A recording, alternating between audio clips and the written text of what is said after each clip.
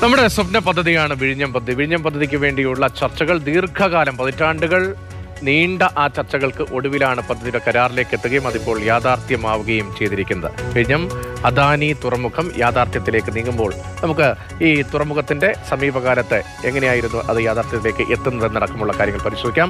പ്രധാനമന്ത്രി ഉദ്ഘാടനത്തിനായി എത്തുന്നു. വിഴിഞ്ഞം തുറമുഖം യാഥാർത്ഥ്യത്തിലേക്ക് വരികയാണ്. ആദ്യ ട്രാൻസ്ഷിപ്മെന്റ് തുറമുഖം മെയ് 2-ന് ആദ്യഘട്ടം കമ്മീഷൻ ചെയ്യാൻ പോകുന്നു. പ്രധാനമന്ത്രി നരേന്ദ്രമോദി എത്തി 11 മണിക്ക് ഉദ്ഘാടന ചടങ്ങ് നടക്കാൻ പോവുകയാണ്.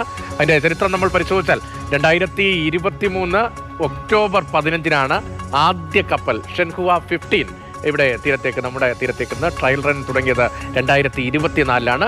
ജൂലൈയിൽ അന്ന് മെസ്കിന്റെ സാൻ ഫെർണാണ്ടോ, മെസ്ക് ഒന്ന് വലിയ ഷിപ്പിംഗ് കമ്പനിയാണ്. മെസ്കിന്റെ സാൻ ഫെർണാണ്ടോ 2024 ഡിസംബറിൽ കാർഗോ നീക്കം തുടങ്ങി.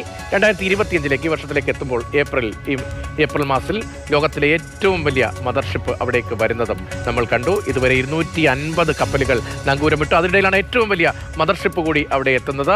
800 ബെർത്ത് മീറ്റർ തയ്യാറാണ്. എല്ലാ കാര്യങ്ങളും ക്രമീകരിച്ചിട്ടുണ്ട്. ക്രെയിൻ യാർഡ്, ക്രെയിനുകളും നിരന്ന തുറമുഖം 250 കപ്പലുകളിലായി 5 ലക്ഷം കണ്ടെയ്നറുകൾ ഇപ്പോൾ തന്നെ അവിടെ ഈ തുറമുഖത്തിലൂടെ ചരക്ക് നീക്കം നടത്തി എന്ന കണക്കുകളൊക്കെ പുറത്തു വരുന്നു.